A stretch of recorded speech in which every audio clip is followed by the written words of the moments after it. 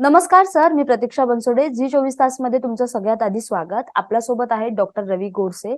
Sir, परत एकदा भारतात JN1 व्हेरियंटचे कोविड पेशंट जे आहेत ते वाढायला लागलेत हळूहळू आणि भारतीयांची चिंता परत एकदा वाढले.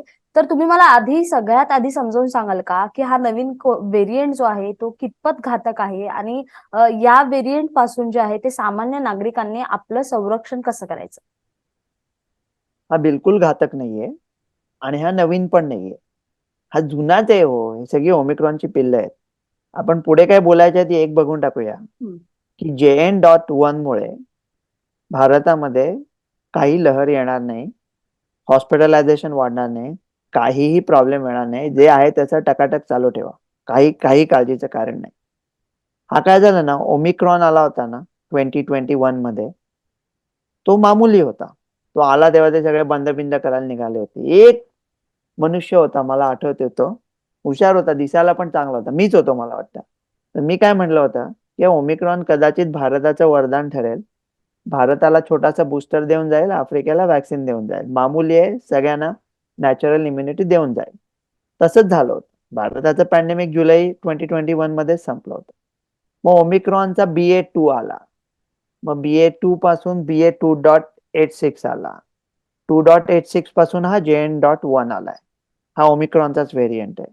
आणि दुसरं जे लिनिएज होतं ते चायनातून निघालं, ते सगळं चायनातूनच निघतं. ओके. XBB.1.9.2 त्याच्यातून निघाला EG.5. हम्म. EG.5 पासून HV.1 निघाला होता. हम्म. हे सगळे आहेत ना, हे सगळे डेल्टा होता ना, तो गब्बर होता. हम्म. हे बाकीचे सगळे लोक आहेत ते अगदी छोटे छोटे डाकू आहेत हो. त्यांची काय काळजी नाही. क्या लाये हो सरकार, गेहू लाये, एवढ्या लायकीचे आहेत. त्यांचे काही घाबरायचं काही कारण नाही. JN.1 काही नवीन वगैरे नाहीये.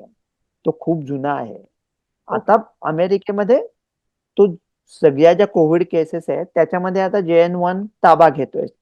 तसा आता इंडियामधल्या ज्या केसेस आहेत त्यांचा पण ताबा घेईल. त्याचं घाबरण्यासारखं काही कारण नाहीये. आणि आपण म्हणतो ना की रुग्ण सापडले, रुग्ण सापडले. अरे सापडले म्हणजे ते आपण काही मेहनत करून शोधून नाही काढले.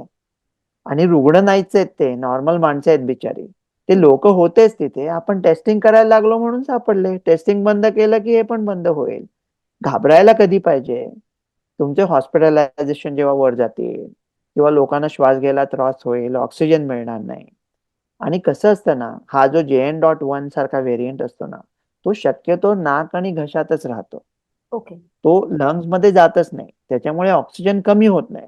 आता तुम्ही विचारायच्या आधी सांगून टाकतो. तुम्ही म्हणाल मग केरळमध्ये 4 माणसं वारली, हो, बरोबर. पुण्यामध्ये हा कुठून होत आहे? हा अगदी जवळ जवळ नाही म्हटलं तरी खूप इम्युनोसप्रेस लोक आहेत. हम्म. त्यांचा कधी कधी तो लंग्स मध्ये जाऊ शकतो. हम्म. आणि अगदी क्वचित प्रमाणात मृत्यू होऊ शकतो, ही एक शक्यता आहे. आणि दुसरं म्हणजे हा जर का खरंच एवढा पसरला असेल हम्म. तर दुसऱ्या कशामुळे मनुष्य मेला? ट्रेन ऍक्सिडेंट मध्ये मेला. आणि आपण त्याच्या चेक केला म्हणजे महाभारत बघितलं तर भीष्म पितामह पडलेत अर्जुनाने बाण मारला म्हणून. हम्म. त्यांचा जीव जातोय. जीव जायच्या आधी आपण आजोबा तुमच्या नाकात नळी घालून प्रेमाने आपण जर का JN.1 काढला त्यांच्यातून, हम्म. बरोबर सेल्फी काढली आजोबांची मरताना आणि म्हटलं एक JN.1 मुळे गेले, नाही, ते अर्जुनाने मारलेल्या बाणांमुळे गेले. JN.1 होतात. त्याच्यामुळे आता मी काय म्हणतोय माहितीये का, की करायची काही गरज नाहीये. काहीही होणार नाहीये. महाराष्ट्र एकदम सुखरूप आहे, भारतही सुखरूप आहे, काहीही होणार नाहीये. पण तुम्हाला काही करायचंच असेल हम्म. तर काय करायला पाहिजे ते सांगून टाकू का पटकन, म्हणजे हो, लोकांची सांगा काळजी. सांगा सर, सांगा. मग मी माझ्या पुढच्या प्रश्नाकडे जाईल. प्रोटोकॉल काय पाहिजे ते मी आता सांगतो अगदी. हम्म. हं? तुम्ही जर का लो रिस्क असाल हम्म. तर टेस्टची काही गरज नाही. ओके. तुम्ही म्हणाल असं कसं, टेस्टची गरज नाही म्हणजे? नाही गरज टेस्टची. काय करणार टेस्ट करून? टेस्टची काही गरज नाही. तुम्हाला जमलं तर घरी राहा. तुम्ही म्हणाल असं कसं, कोविड झाला असं वाटतं आणि बाहेर हम्म. पडायचं? हा. अरे एखादा मुलगा जो हातगाडीवाला मजूर आहे, त्याची 2 लहान मुलं आहेत, तो काय हाऊस आहे म्हणून बाहेर पडत नाहीये. बरोबर. त्याच्या पोरांना जेवायला पाहिजे म्हणून तो बाहेर पडतोय. शक्य असेल ते लो रिस्क लोकांना. हाय रिस्क लोक असेल तर त्या लोकांनी स्वतःच्या 2 भागामध्ये वाटून घ्यायचं. हम्म. की ज्या लोकांना औषध घेण्यात इंटरेस्ट आहे, आणि त्या औषधाचं नाव सांगतो आता. हं? ओके. औषध घेण्यात इंटरेस्ट आहे म्हणजे असं काहीतरी औषध घ्यायला पाहिजे की ज्याच्यामुळे सिरियस कोविड होणारच नाही. JN.1 1000 लोकांना झाला तर फक्त 20-25 जणांना सिरियस होऊ शकेल, आणि त्या 20-25 जणांनी हे औषध घेतलं तर हम्म. तो सिरियस व्हायची शक्यता 80% कमी होऊ शकेल, म्हणजे उडवलाच त्या JN.1 ला. तर ते औषध जर का जे लोक घेणार असतील आणि नसतील घेणार, जे लोक औषध घेणार नसतील त्यांनी टेस्ट करायची काय गरज आहे? हाय रिस्क असले तर स्वतःचा ऑक्सिजन चेक करत राहा, सिंगल ब्रेथ काउंट चेक करत राहा, नाहीतर टेस्ट करून, तुम्ही औषध घेणार नसाल तर टेस्ट कशाला करताय? हाय रिस्क असाल आणि तुम्ही औषध घेणार असाल, त्या औषधाचं नाव आहे निर्मा ट्रेलवीर. ओके. निर्मा ट्रेलवीर. ते ओके. औषध घेणार असाल तर ते औषध घेणं एवढं सोपं नाहीये. भारतात उपलब्ध आहे का सर? येतो एका मिनिटात तिकडे. ओके. तर त्या त्या घेणार असाल तुम्ही औषध तर त्याचे प्रश्न विचारायला लागतात स्वतःला. ज्यांना लिव्हर डिसीज आहे खूप किंवा किडनी डिसीज आहे ते नाही घेऊ शकत, म्हणजे लगेच धावत जाऊन ब्लड टेस्ट नका करू, जुन्या टेस्ट वरून कळू शकेल. तुम्ही जी काही औषधं घेता ती कधी कधी त्या निर्मा ट्रेलवीर बरोबर झगडू शकतात. म्हणून आता तुम्ही हाय रिस्क असाल, खूप हाय, हे फक्त हाय रिस्क लोकांकरता आहे, बाकीच्या लोकांनी आयुष्य तसंच चालू ठेवायचंय. ओके. तर हाय रिस्क लोकांनी विचार करायचा स्वतःच्या फार्मासिस्टला फोन करून की बाबा ही मी औषधं घेतो, ही निर्मा ट्रेलवीर वर घेऊ शकेल का? विकत नका घेऊ, स्टॉक पाईल नका करू, मला प्रिस्क्रिप्शन मिळू शकेल का? कारण निर्मा ट्रेलवीर जेवढ्या लवकर घेते 5 दिवसाच्या आत घ्यायला पाहिजे आणि ऑक्सिजन कमी व्हायच्या आत घ्यायला पाहिजे. ऑक्सिजन कमी झाल्यानंतर हे औषध घेऊन काही उपयोग नाही. जेवढ्या लवकर तुम्ही घ्याल तेवढं 80% पेक्षा जास्ती ते JN.1 ला तिथेच झोपवतं, हाय रिस्क असाल तरी. ओके. आणि तुम्ही हे औषध कसं घ्यायचं आधीच तयारी करून ठेवायची. हाय रिस्क आहे, मी औषध घेऊ शकतोय, मला सिम्पटम आले, टेस्ट केलं 5 मिनिटात, निर्मा ट्रेलवीर घेतलं 2 तासाच्या आत, म्हणजे बेस्ट. आता निर्मा ट्रेलवीर तुम्ही म्हणाल उपलब्ध आहे का? त्याचं जेनेरिक नाव आहे निर्माकॉम. ओके. आणि आता आपल्या शोची मी वाट बघत होतो तेव्हा मी खटाखट फोन उचलून फार्मसीजना फोन केले आणि माझ्या सगळ्या डॉक्टर मित्रांना कामाला लावलं. अच्छा. तर एका ठिकाणी मिळतंय, झनारा म्हणून मिळतंय, ते ओके. 4200 ला मिळतंय, ओके. पण उपलब्ध नाहीये, पूर्ण सोल्ड आउट आहे. कोणी सेल आउट केलंय माहित नाही, कोण विकत घेते, एकही डोस पॅक अवेलेबल नाही. दुसरीकडे ते 803 रुपये 60 पैशाला मिळतंय. मी 803 म्हणाला तो माझ्या अंगावर खेकसला, आणि 60 पैसे म्हटलं माहितीये रे यार, 60 पैसे देतो तुला, 60 पैसे, पण स्टॉक मध्ये नाहीच आहे. अच्छा. सुरत मध्ये ते 100 रुपयाला मिळतंय, पण स्टॉक मध्ये नाहीये. ओके. हैदराबाद मध्ये 5200 ला मिळतंय. कोकिलाबेन फार्मसी मध्ये मिळू शकतंय, पण किती डोसेस आहेत माहित नाहीये. तर ओके. आता मी म्हणतोय स्टॉक पाईल नका करू, पण तुम्हाला आला हाय रिस्क माणसांना तर त्यांना घेता येईल असा काहीतरी बंदोबस्त करा. हा निर्मा, योग्य जर का तुम्ही ट्रीटच करणार नसाल तर तुम्ही टेस्ट कशाला करताय, राईट? आणि या प्रोटोकॉल मध्ये पुढचं पण सांगून टाकतो, आता सगळाच प्रोटोकॉल सांगतो. लो रिस्क लोकांनी टेस्ट नाही करायचं, हाय रिस्क लोक जे निर्मा ट्रेलवीर नाही घेणार आहेत त्यांनी टेस्ट नाही करायचं, जे घेणार आहेत त्यांनी टेस्ट करायचं. टेस्ट करून लगेचच्या लगेच त्यांना निर्मा ट्रेलवीर मिळायला पाहिजे. आता समजा असे कोणी असतील की जे हाय रिस्क आहेत पण जे निर्मा ट्रेलवीर घेऊ नाही शकत आहे, तर त्यांच्याकरता एक 3 दिवसाचा रेमडेसिवीरचा प्रोटोकॉल आहे अमेरिकेमध्ये, ऑक्सिजन कमी व्हायच्या आधीचा. तो अमेरिकेत आम्ही रोज वापरतो, तो गव्हर्नमेंटला वापरता येईल. आणि काही असे यंग लोक असतील त्यांना भीती वाटते की लॉंग कोविड होईल आणि त्यांना निर्मा ट्रेलवीर घ्यायचंय, लो रिस्क असताना सुद्धा, ते सुद्धा विचार करू शकतात. पण माझ्या मते, मैत्रीच्या सल्ल्याने सांगतो, माझ्या मते आता लॉंग रिस्क व्हायचा चान्स खूप कमी आहे JN.1. तर तुम्ही हाय रिस्क नसाल तर काही काळजी करू नका, धावपळ करून निर्मा ट्रेलवीर घ्यायची काही गरज नाही. हा प्रोटोकॉल आपला. मग मास्क घालायचे का? मास्क घातल्यामुळे JN.1 पासून संरक्षण होणार नाही. मास्क घातल्यामुळे होणार नाही? नाही होणार. 300 पट संसर्गजन्य आहे तो कोविडच्या.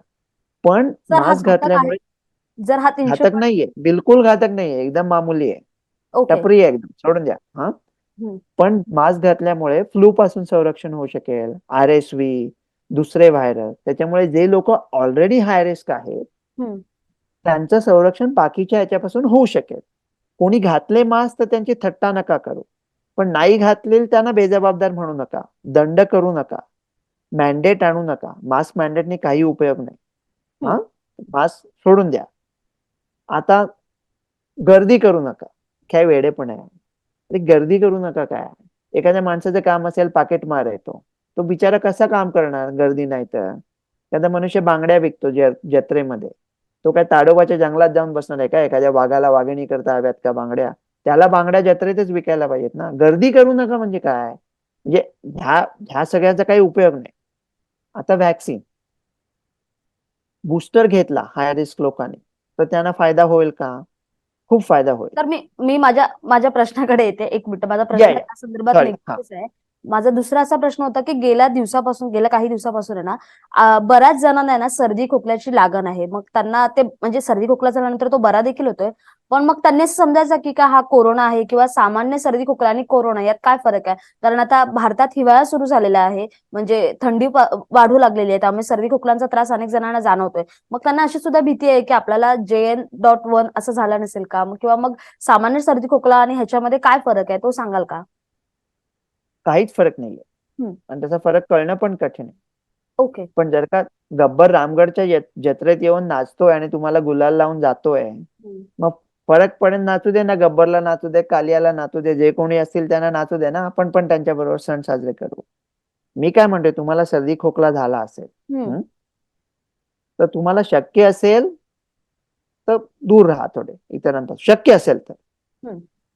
टेस्ट बॅक्टेरियल असेल तर अँटीबायोटिक घेऊ शकतो. उगाच औषधं खाऊ नका जास्ती.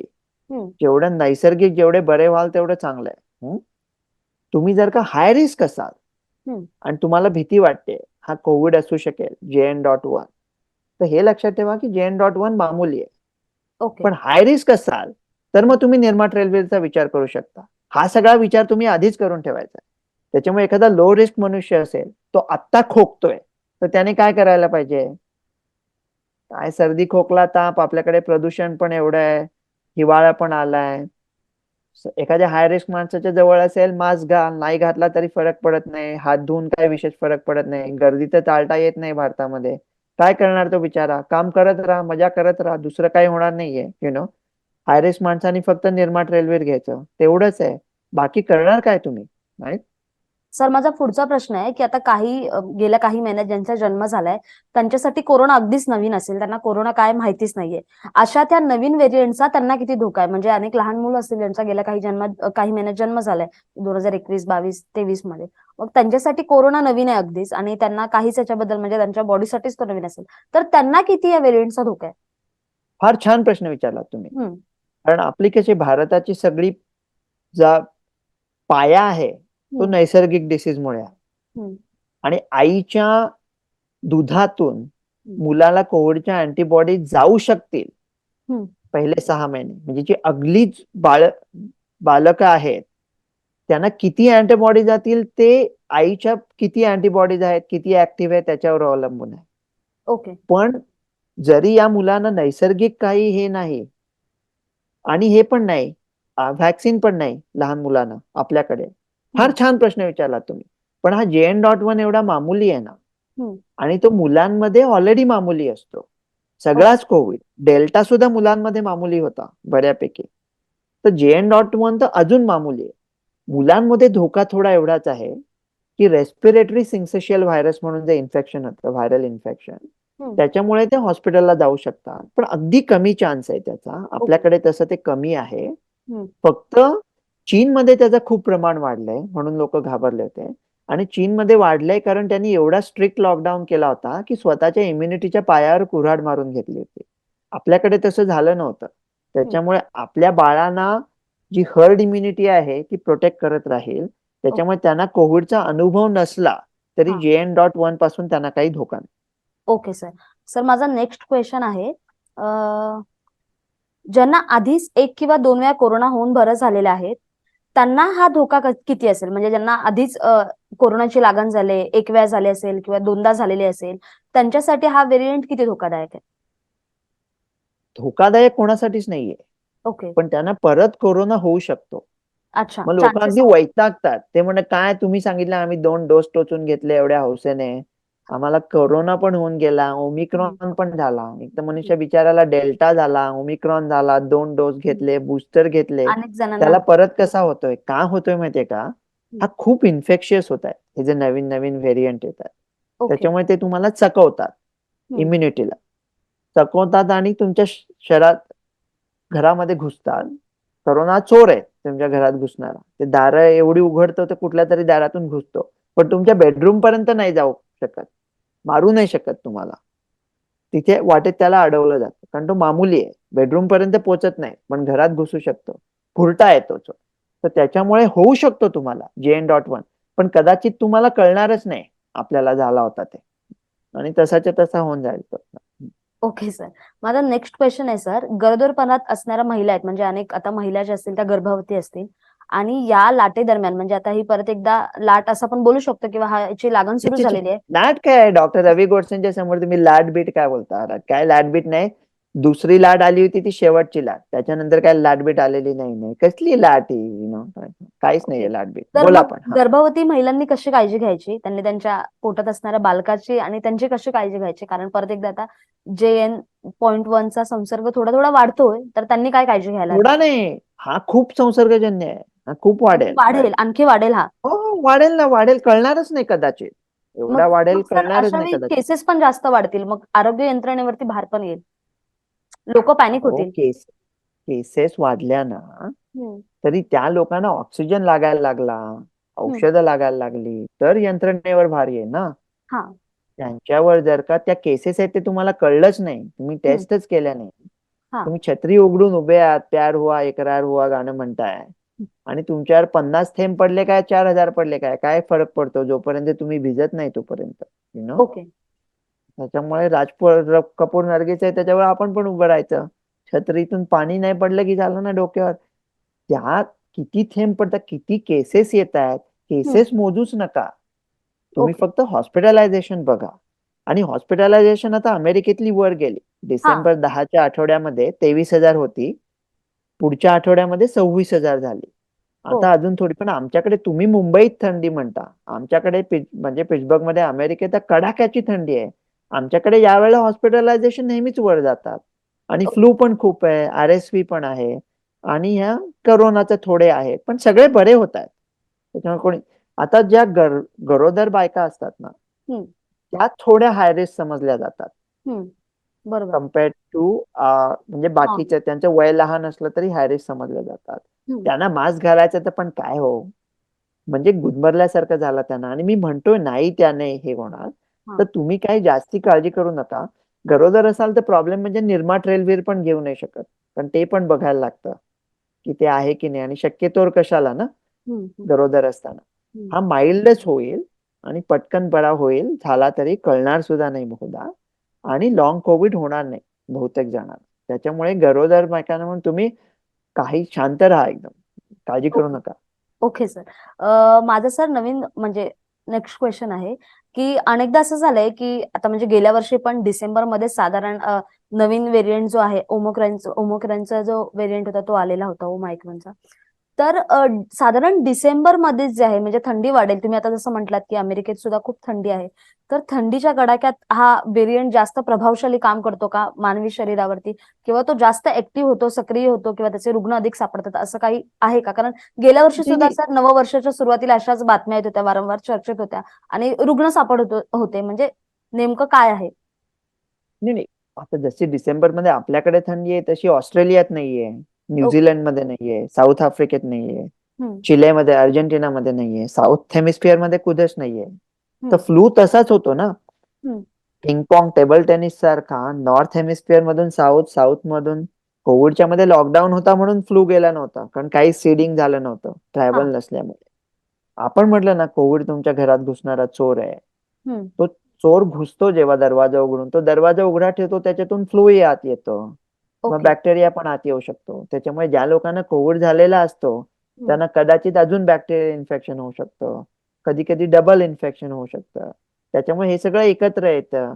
आमच्यासारख्या देशामध्ये विंटरमध्ये गर्दी जरा जास्ती, घरात दाटी वाटीने असतात लोक, थंडी असल्यामुळे बाहेर पडत नाहीत. हम्म, परत आमच्या इथे ख्रिसमस असतो, न्यू ते आपल्याकडे पण असतं, पार्ट्या बिरट्या जोरात असतात, करा पण पार्ट्या करा, मजा करा, मजा हम्म. करत राहा, नाही तर जीवन कशाला जगायचं ना. मजा करत राहा, बिंदास पार्ट्या बिर्ट्या करा, काय फरक पडत नाही. तर या सगळ्या पार्ट्या वगैरे असतात, लोक एकमेकांना जास्ती भेटतात, त्याच्यामुळे हे थोडे वाढतातच. असं येतच राहणार आता. त्याला काय, RNA व्हायरस आहे, तो बदलत जाणार, पण त्याच्यामुळे आपण बदलायचं नाही फिनोटाईप. आपण तर म्हणजे त्या शोले मधल्या जेलर सारखं, इतनी सारी बदलियों के बाद हम नहीं बदलेंगे, आपण आपलं आहे त्या लाईनीप्रमाणे चालत राहायचं. ओके.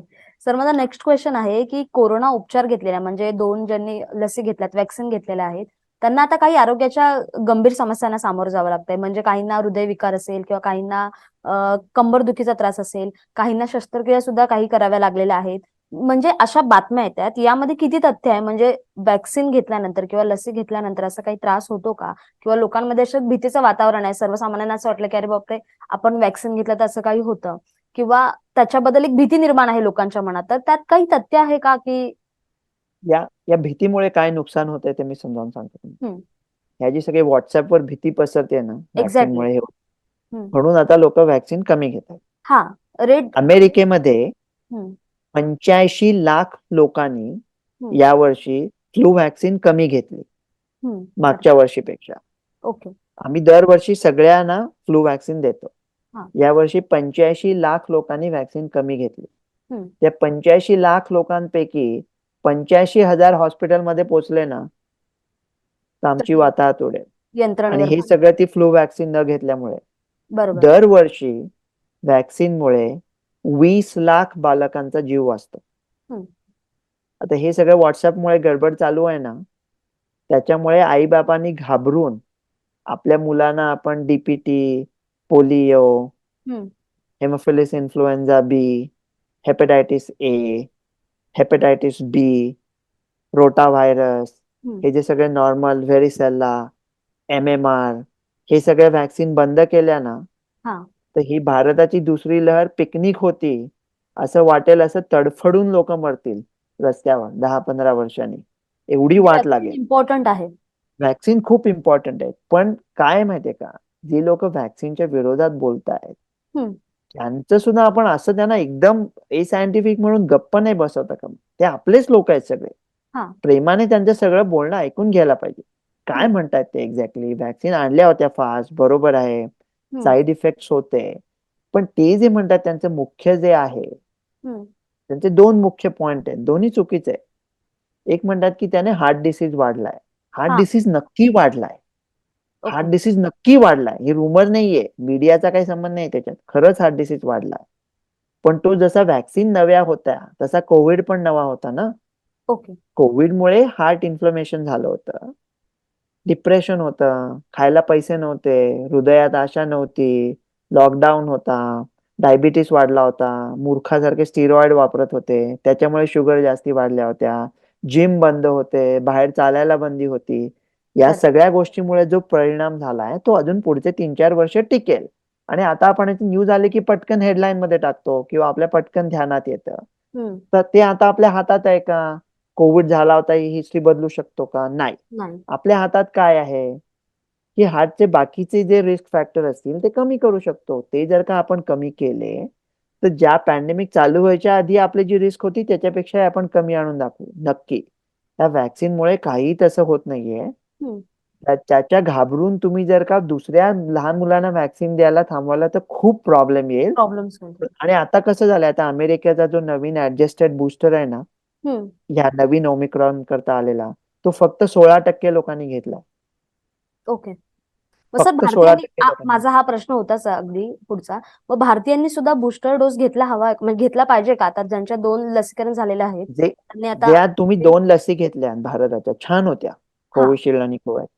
त्या 2 लसी तुमचं कोविडच्या सिरियस डिसीज पासून खणखणीत रक्षण करत राहतील कित्येक ओके. वर्ष. त्याच्यामुळे ओके. आता तुम्ही टकाटका, हम्म. बहुतेक म्हणजे जणांनी, ज्यांनी आता लसी घाबरू घेतली. नका. हा, हा. आता बुस्टर कोणी घ्यायचा? हम्म. बूस्टर माय मते आता मास वॅक्सिनेशन मध्ये काही पॉईंट नाहीये. ओके. युनिव्हर्सल वॅक्सिन आणि कोणी घेणार पण नाहीये, पण काही पॉईंट पण नाहीये. फक्त हाय रिस्क लोकांनी बूस्टर घेतला तर चालेल, खूप हाय रिस्क लोकांनी. हम्म. पण कुठला घ्यायचा? कोविशिल्डचा आता काही उपयोग नाही, ओके. कारण ती ओमिक्रॉनच्या अगेन्स्ट ऍडजस्टेड नाही. ओके. कोवॅक्सिनचा काहीही उपयोग नाही आता ओके. सध्या बूस्टर म्हणून. जुना त्यांचा खूप उपयोग आहे, अजून होत राहील तो तुम्ही पूर्वी घेतला. आता काही उपयोग नाही. फायझर मॉडर्ना भारतामध्ये नाहीये. जी नोव्होवॅक्स आहे, हा, प्रोटीन सब युनिट वॅक्सीन, नवीन. ती भारतामध्ये मिळते हम्म. कोवोवॅक्स म्हणून. पण अमेरिकेत ती ऑलरेडी अपडेट केली. अमेरिकेत व्हर्जन चालली आहे 2601. ओके. इंडियामध्ये व्हर्जन चालली आहे 2373. ओके. ती व्हर्जन 2601 असेल हम्म. तर घ्या, नाहीतर भारताच्या सध्याच्या वॅक्सिन बूस्टर मधून घेऊन तुम्हाला काडीचाही उपयोग होणार नाही. ओके. हाय रिस्क लोकांनी वॅक्सिन घेतल्या तर चालेल, चांगलं आहे, हम्म. पण मॅन्डेट नको. आणि त्यांना अपडेटेडच वॅक्सिन घ्यायला पाहिजे, त्या कंपल्शन नको. सुद्धा XBB अपडेटेड. आता अमेरिकेची जी नवीन वॅक्सिन आहे, जी फक्त 16% लोकांनी घेतली, हम्म. ती आहे बनवलेली XBB 1.5च्या अगेन्स्ट. आणि आता JN.1 आहे तो BA2.86 आहे. मागचा बूस्टर सुद्धा फक्त 18% लोकांनी घेतला होता. हम्म. त्याच्यामुळे अमेरिकेत पण आता कोणी घेत नाहीये हे बूस्टर, पण घेतला तर फायदा आहे त्यांना. बाय. Okay sir. सर माझा नेक्स्ट प्रश्न असाच आहे की सर आता तुम्ही जशी सगळी माहिती दिली त्याच एकदम डिटेलमध्ये, त्यासाठी आभार. पण सर ह्यामध्ये आता अनेक भारतातच अशा अनेक केसेस येतात की ज्यामध्ये काही लोकांचा मृत्यू सुद्धा झाला या व्हेरियंटने. तर मृत्यूचा धोका किती टक्के आहे या व्हेरियंटमध्ये? हा खूप मामूली आहे. हम्म. मृत्यूचा धोका अगदी कमी आहे. हम्म. मृत्यूच्या बातम्या आल्या तर बिलकुल गडबडून जाऊ नका. आणि एखाद्या माणसाचा रिलेटिव्ह गेला, त्याला आपण कसं सांगणार ना की हा मामूली आहे म्हणून? त्यांचा तर बिचारांचा मनुष्य गेला. करेक्ट. तर मी म्हटलं तसं दोन त्याला हे आहे, की एक तर दुसऱ्या कशामुळे तरी गेला आणि तो समाजात एवढा प्रादुर्भाव होता म्हणून तो मिळाला. म्हणजे JN.1 मुळे मेला नाही, JN.च्या बरोबर मेला. हम्म. आणि दुसरी गोष्ट, कोणी खूप इम्युनोसप्रेस्ड असेल. हम्म. आता असं म्हणतात की 1 जानेवारी 2023 पासून महाराष्ट्रामध्ये कोविडमुळे 134 लोकांचे मृत्यू झाले. बरोबर. तुम्हाला इन्व्हेस्टिगेटिव्ह जर्नलिझम करायचं असेल तर करा की 134 पैकी किती जणांनी निर्माट रेल्वेर घेतलं होतं? 0. निर्माट रेल्वेर घेतला तर खरंच त्यांचा मृत्यू ओमिक्रॉनमुळे झाला असता तर त्याची मॉर्टॅलिटी 80%ने कमी होते. सिरियसली. आणि नुसतीच मॉर्टॅलिटी नाही, आपण एक जीव नाही वाचवतो, ओके. तो जीव 3 आठवडे हॉस्पिटलमध्ये बेड अडवतोय. हम्म. डॉक्टर, नर्सेस, ऑक्सिजन सगळ्या रिसोर्सेसवर हे आणतोय. त्याच्यामुळे मृत्यूचा धोका खूपच कमी आहे. तो सुद्धा हाय रिस्क लोकांना आहे. लो त्याच्यामुळे रिस्क हाय आहे. रिस्क लोकांवर फोकस करा. हाय रिस्क लोकांना निर्माट रेल्वेर किंवा रेमडेसिवीरचा प्रोटोकॉल हे करा, त्यांना मास्क घालू दे, त्यांना अपडेटेड वॅक्सिन आणा. आता सिरम इन्स्टिट्यूट सुद्धा अप्लाय करताय, हो. इंडिया सुद्धा वॅक्सिन बदलतंय. चांगलं आहे, चांगली गोष्ट आहे. आणि बाकी सगळं आयुष्य तसंच्या तसं चालू ठेवा, काही चेंज करू नका त्याच्यामध्ये. तर सर हा. माझा शेवटचा प्रश्न हाच होता की तुम्ही जर एवढी इन डिटेल माहिती दिली तर सर माझा प्रश्न हाच होता की लोकांनी आता मास्क वापरावं का, सॅनिटायझर परत त्यांच्या दैनंदिन जीवनात वापरात आणावं का? आणि थर्ड म्हणजे जी लोक पहिला काळजी घेत होती कोविडमध्ये, म्हणजे अनेकदा असं खूप गर्दीच्या ठिकाणी जाणं टाळत होती किंवा ते खूप स्वतः घरी सुद्धा अनेक म्हणजे काही जणांनी ते काढा वगैरे सुरू केलेला घरी, म्हणजे आयुर्वेदिक पण काही सुरू करते.